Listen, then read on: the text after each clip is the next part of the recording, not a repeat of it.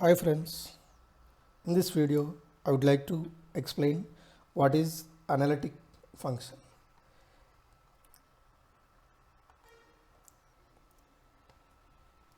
See first what is meant by analytic function of a complex function. First, a function w is equal to f of z is said to be an analytic, which is also called as holomorphic or regular function at a point z is equal to z0 if it is differentiable not only at z0 and also at every point in some neighborhood of z0. Suppose if I'll take z plane, this is the z0 point. Neighborhood means the nearest to the point z0, its difference must be less than is negligible value, that is a delta. So this is the z0. So when we say a function is analytic at this point z0 means this function should be differentiable at z0 and at every point nearest to this, that we can call it as a neighborhood. So it is differentiable at z0 and in the neighborhood of z0, then we say that the function is analytic. And see what are those examples. Suppose I am taking one polynomial z power 4 square. As we know that every polynomial function is infinitely differentiable at every point. So that's why this is one of the example to say whether it is analytic or not. So this is a polynomial, it is differentiable at every point, so therefore it is analytic. Now see again, when we say a function is analytic in a domain D, domain is nothing but, suppose this is a z plane, suppose the domain I am taking like this. So when we say a function is analytic in a domain D means it is to be analytic at every point. So then we say that a function is analytic in a domain D. A function which is analytic in the whole complex plane, it is nothing but this is, it is I. At every point in this plane, we can call entire function. Example, sin z and cos z. These two are completely analytic at every point of its domain value. So that's why these two can call it as example for entire function. Now next, what are some properties? As we have seen the same type of properties for differentiability, here also the same. See, suppose for that I am taking two analytic functions.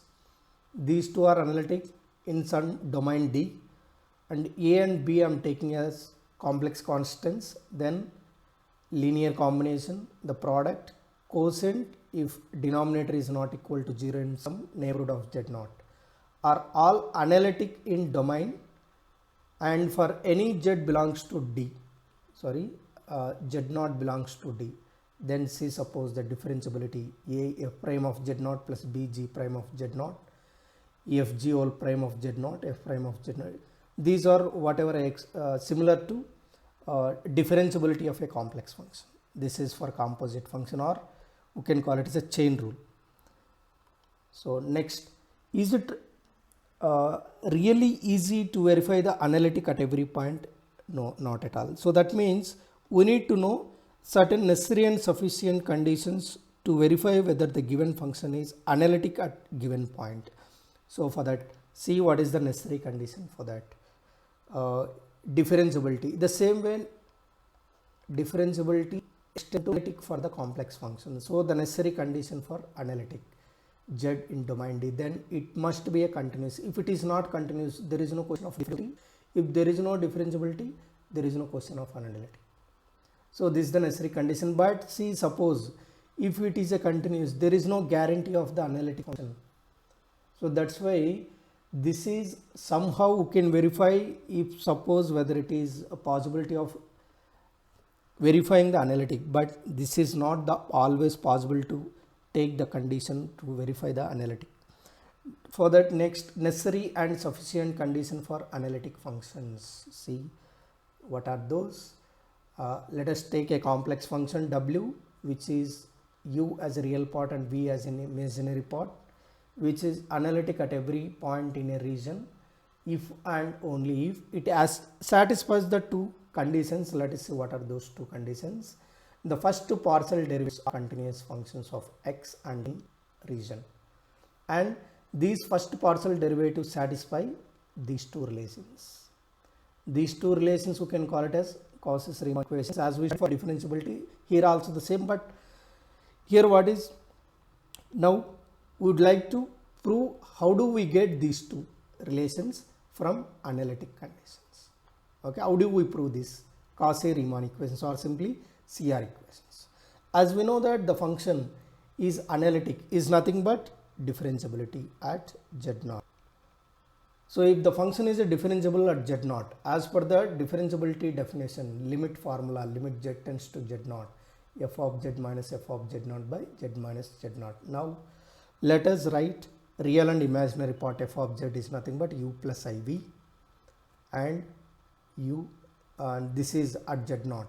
It is nothing but x0 y0, v of x0 y0 because of the minus. So here this is. Now let us separate real part and imaginary part of these two limits and apply those limits separately.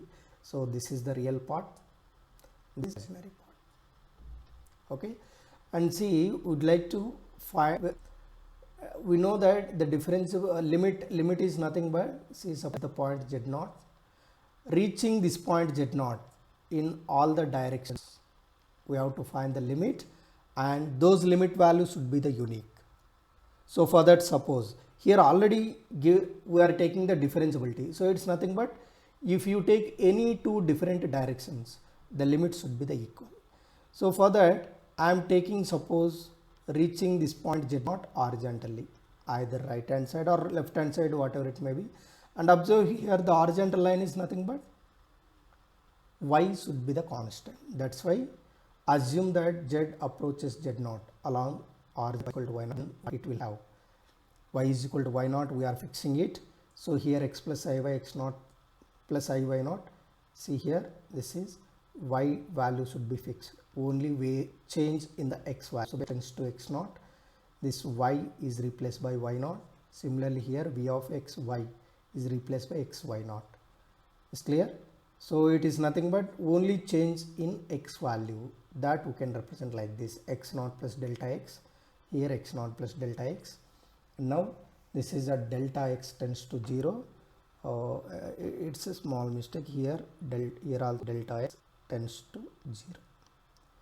Okay, now clearly observe here y value should be the constant, it is a fixed value, only change in x value. As there is a change in x value, there is a change in u for that limit. The limit is equal to partial derivative of u with respect to x. So that's why this is a dou u by dou x. Similarly for the imaginary part, this is a dou u by dou x. More generally represent this derivative dou f by dou x, f prime of Z0.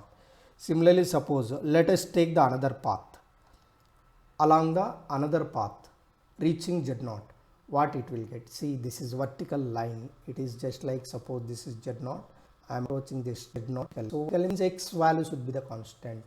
So this is x into x0, then what it will have in place of x x0, in place of x x0 in imaginary part also. So the denominator, that value should vanish, here real part should vanish. Observe here I and I retained. Now this delta y tends to 0, here delta y tends to 0. And observe here 1 by I is the extra value, is clear? 1 by I, multiply and divided by I, what you will get? It is I by is minus 1. So that's why minus I is common for the real part and imaginary part. So that's why minus I. Now observe here the similarly, this is change in y. Accordingly, we will get a change in u as fixing x value as x0. So therefore, what we are getting, this is dou u by dou y plus I dou u by dou y minus I dou f by dou y. So now writing dou f by dou x, see here minus I u y plus I v y, equating the previous one and the present result. And now see here, equating these two, what we are getting, ux is equal to uy, which is minus, see here uy is equal to minus ux. So these we can call it as Cauchy-Riemann equations. Now next, in the same Cauchy-Riemann equations in polar coordinates, what? So in polar coordinates, what are the Cauchy-Riemann equation, simply CR equations, is nothing but dou u by dou r is equal to 1 by r dou v by dou theta, and dou u by dou r is equal to 1 by r dou u by dou theta. And see, from these CR equations in polar form, we have to define this relation. So this is nothing but Laplacian equation. So we can define like this: del square u is equal to 0. Laplacian equation. It's not a matter here to discuss more about this. So let us see we prove polar form of the Cauchy equations. And we know that r comma theta are coordinates of Cartesian form x comma y. So accordingly z is equal to x plus iy. Writing this x plus iy complex in r e power I theta, because x is nothing but r cos theta, y is nothing but r theta. Is clear? So r is the common value. It can be written as e power I theta is the Euler form. Now see what we'll get. Then u plus iy, the complex function in place of z, r e power I theta, where u and v are expressed in terms of r comma theta. It is like in terms of x and y, those we convert in terms of polar form. Now observe here the same equation. This is with respect to r. It's nothing but dou u by dou r plus I dou u by dou r. This function also differentiate with respect to r. F is an arbitrary function, f prime of r e power I theta. Again differentiating inside function, e power I theta should be constant with respect to r. So it can be as it is. Now differentiating r with respect to r is 1. So this is same. Again the same expression can be differentiating with respect to theta. Dou u by dou theta plus I dou u by dou theta. F prime of r e power I theta, the same. Inside function again r should be constant, e power I theta differentiation is same. But here we will get additionally I, imaginary value. Now except I r value, this is nothing but this. So therefore that can be replaced by like this. Now equating these real and imaginary parts on both sides, what will get? Dou u by dou r is equal to, this is 1 by r dou u by dou theta. Similarly dou u by dou theta is equal to, because of I and I multiplied I square is a minus 1, so that's why we are getting dou u by dou theta is minus r dou v by dou r. So this is CR equations in polar form. Now from this, see how do we prove the next one. See this, differentiating this one with respect to r, what we will get? Dou square u by dou r square. So it is minus 1 by r square, the second function as it is, 1 by r as it is, second function differentiate. It's simply applying a product rule. Now we got this dou square u by dou r square value. This value we know easily. From this we can replace those value. Now I would like to find dou square u by dou theta square. For that, differentiating the another CR equation, this is with respect to theta. See what we are getting. Now let us take the LHS. See what is the LHS value. So the LHS value we are getting, this is the LHS value. Now this value is replaced from this. It's clear. Now this value is the as it is. Here minus 1 by r square, because of here minus 1 by r square 1 by r. Next 1 by r, this is dou u by dou r. This is because here already 1 by r, that can be replaced there. Again 1 by r into 1 by r, you will get 1 by r square dou u by dou theta. And similarly these can be replaced here, but the thing is 1 by r square already there. Means one of the r will cancelled, negative will be retained, minus 1 by r dou square v by dou theta dou r. As we know that mixed partial derivatives are same, because here v should be the continuous function, so that's why these mixed partial derivatives with positive and negative, those will get cancelled and these two will get cancelled, you will get 0. So this is how do you deduce from polar coordinates. So these we can call it as del square u is equal to 0.